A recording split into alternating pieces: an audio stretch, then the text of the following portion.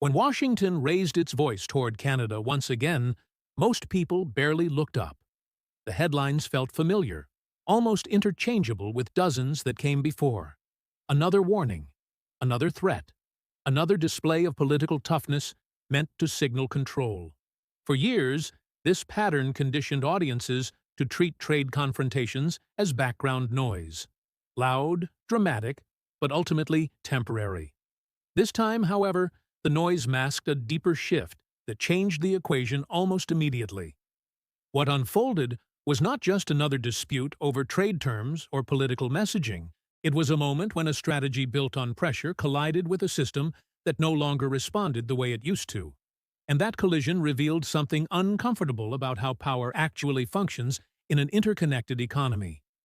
The trigger itself appeared simple.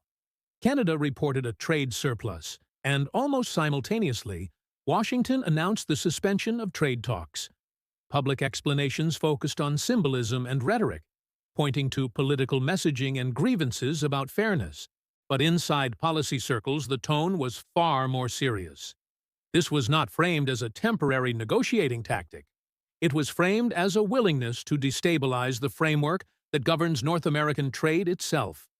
The suggestion that the Continental Trade Agreement could be allowed to expire or be dismantled was not presented as a last resort. It was presented as leverage. And that distinction matters. When a system becomes leverage rather than a foundation, uncertainty spreads far beyond the negotiating table. Businesses, investors, and governments begin reassessing assumptions they once considered safe.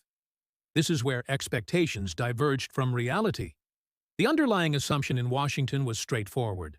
Canada, as the smaller economy, would feel the pressure first.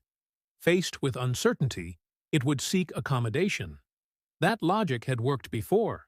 Pressure narrows options. Narrowed options produce concessions. At least, that was the theory. But pressure only works if the target believes the system itself will remain intact. What happened instead was subtle, but decisive. Rather than reacting defensively, Canada reframed the situation almost immediately. Officials stopped speaking as if they were protecting a fragile status quo. They began speaking as if they were managing a transition. That change in language signaled something critical. Canada was no longer treating uncertainty as a temporary disruption. It was treating it as a condition to be planned around. That shift alters everything. Once uncertainty is assumed to be permanent, pressure loses its edge. Threats no longer narrow choices. They accelerate alternatives. Instead of waiting for clarity from Washington, Canada began acting as though volatility itself was the new normal. Coordination with industry and labor intensified. Quiet conversations about diversification became active planning sessions. Markets noticed before politics did. Financial analysts began pointing out an uncomfortable asymmetry. While uncertainty was rising inside the United States, Canada was adjusting with unexpected speed. The assumption that pressure would extract quick concessions began to look fragile. Instead of retreating, Canada was repositioning. And repositioning is far more dangerous to a pressure strategy than resistance. Pressure depends on imbalance. It assumes one side has fewer credible options. The moment those options begin to multiply, leverage starts slipping. Not dramatically, quietly, almost invisibly. But once it starts, it rarely reverses.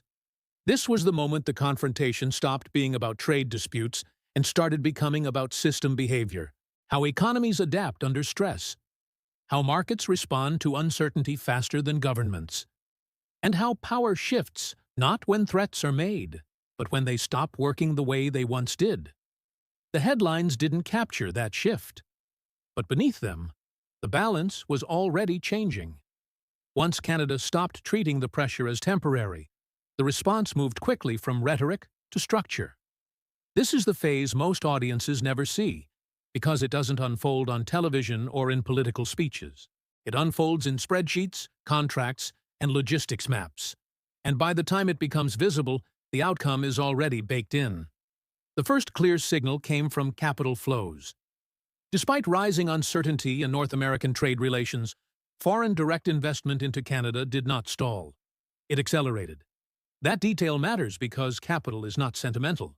Investors don't reward defiance or toughness. They reward environments where rules feel predictable and long-term planning still makes sense. In a period of growing volatility, Canada began to look less like a junior partner and more like a stabilizing platform. At the same time, Canadian companies began rethinking supply chains that had been treated as permanent for decades. The assumption of a single, seamless North American production system no longer felt safe. Firms started asking uncomfortable but necessary questions. What happens if access becomes conditional? What happens if tariffs appear overnight? What happens if political cycles override contractual logic? The response was not dramatic, but it was decisive. Businesses began building parallel systems. One track remained oriented toward the U.S. market, designed to function even under unpredictable conditions. The other was deliberately tied to global partners operating under more stable trade frameworks. Europe, Asia, and emerging markets moved from secondary options to core components of long-term planning.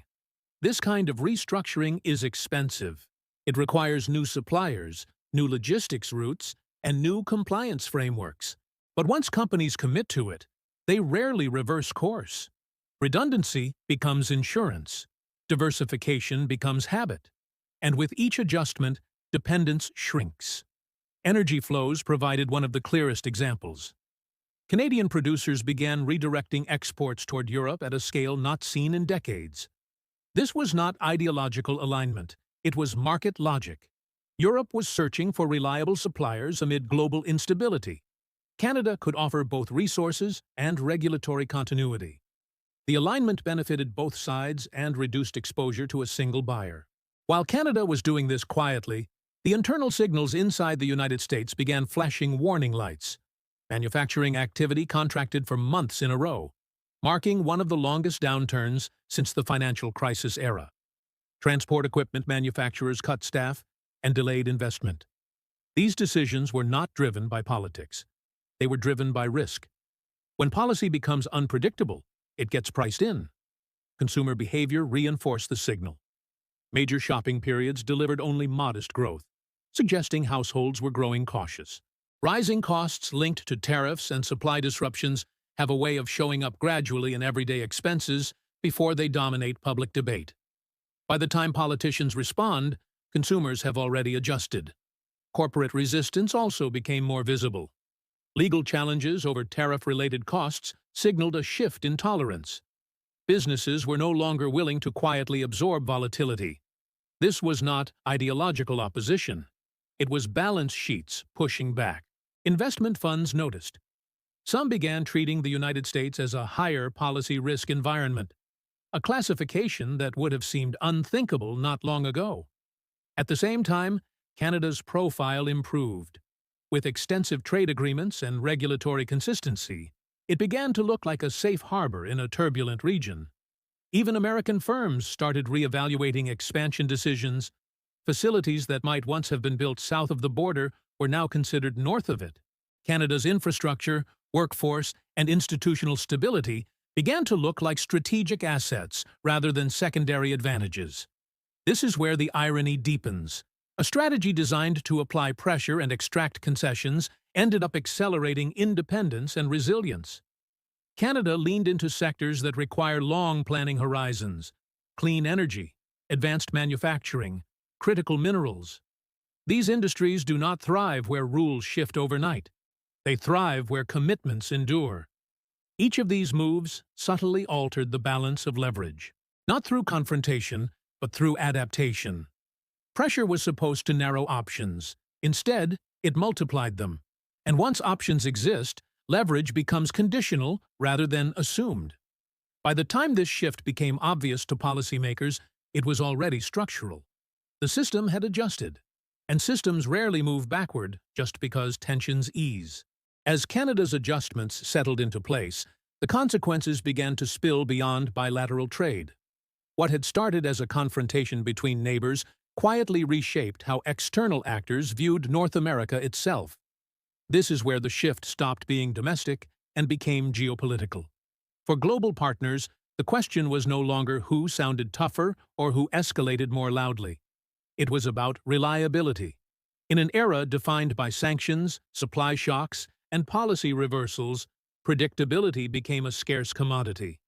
And scarcity changes behavior faster than rhetoric ever could. European governments and firms were among the first to react. Facing instability in traditional energy regions and rising geopolitical risk elsewhere, they reassessed where dependable supply could come from.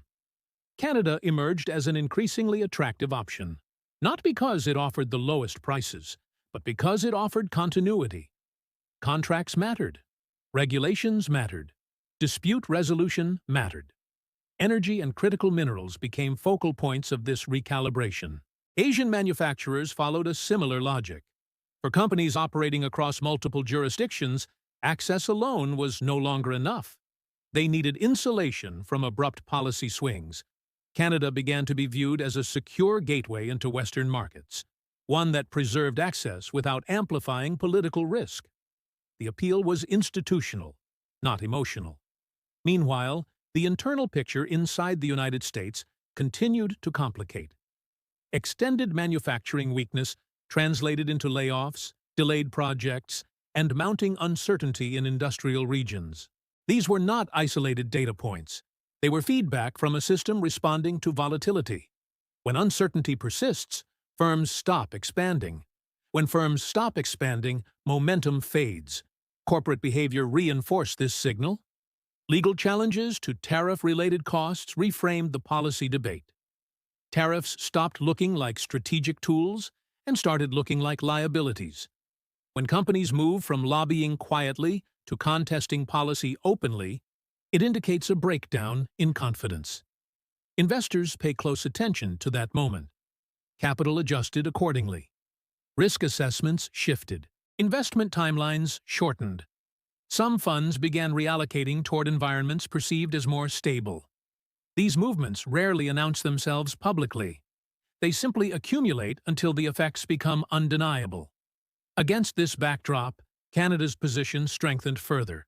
Its network of trade agreements, regulatory consistency, and institutional credibility positioned it as an anchor in a region experiencing growing uncertainty.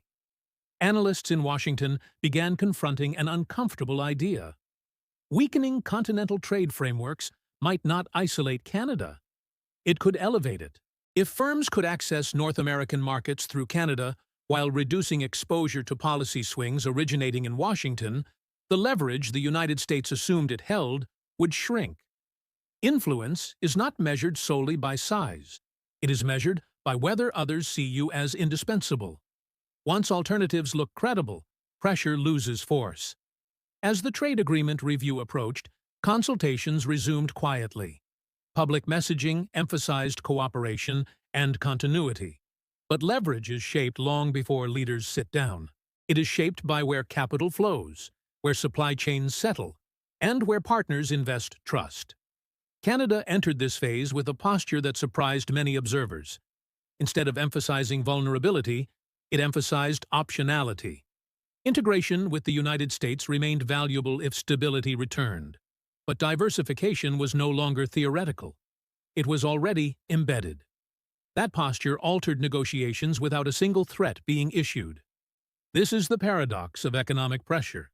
In the short term, it can create fear. Over time, it creates adaptation. Once adaptation takes hold, leverage becomes conditional. Pressure still exists, but it no longer dominates outcomes. Inside the United States, the political implications of this shift became harder to ignore. Manufacturing communities felt prolonged strain. Corporate leaders grew more vocal about the cost of volatility.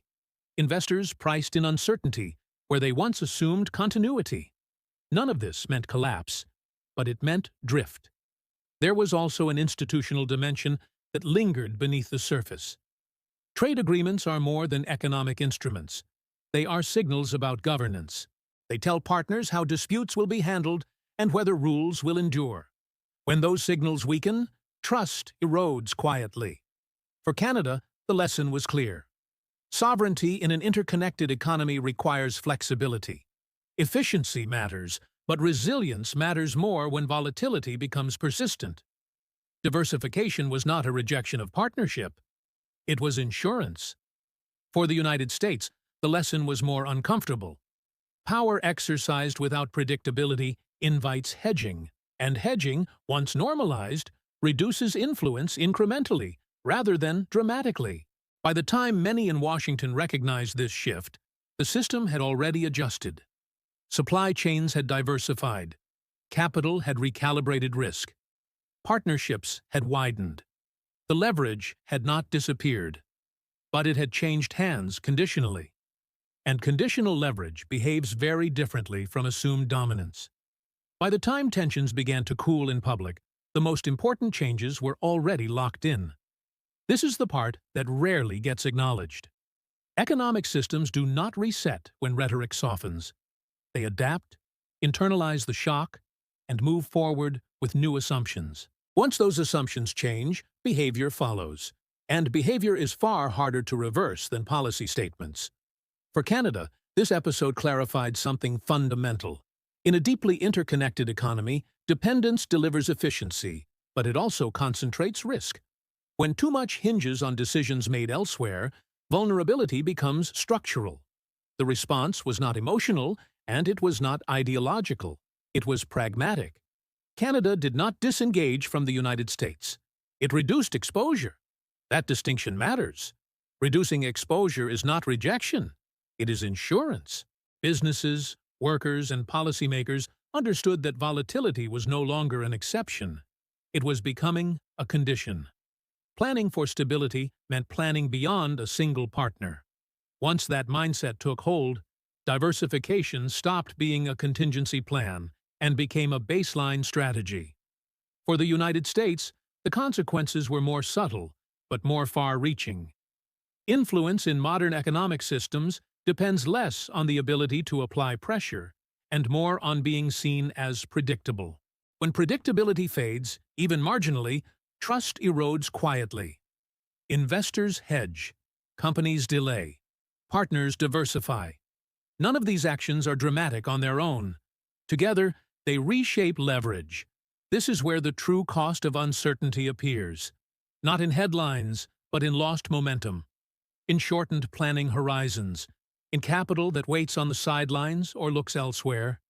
These costs do not trigger immediate crisis. They accumulate as drag. The upcoming trade review illustrates this shift clearly. What was once a routine process now carries structural weight. It is no longer just about clauses and concessions. It is about whether North America continues to function as a tightly integrated system anchored in shared rules, or evolves into a looser arrangement defined by redundancy and hedging. Canada enters that moment with a different posture than before. Instead of emphasizing fragility, it emphasizes choice. Integration remains valuable if stability returns. But alternatives are no longer theoretical. They exist. And the existence of alternatives alone changes the negotiating landscape. This is the paradox of pressure. Applied briefly, it can intimidate. Applied persistently, it teaches adaptation. Once adaptation occurs, leverage becomes conditional. Threats lose clarity. Outcomes become harder to control. Inside the United States, the political implications of this reality are still unfolding. Manufacturing regions feel prolonged uncertainty. Corporate leaders speak more openly about volatility costs. Investors incorporate policy risk where they once assumed continuity. None of this means American economic power disappears, but it does mean its relative pull weakens. There is also an institutional lesson embedded here. Trade agreements are not just economic tools. They are expressions of governance. They signal how disputes will be resolved and whether commitments will endure beyond political cycles.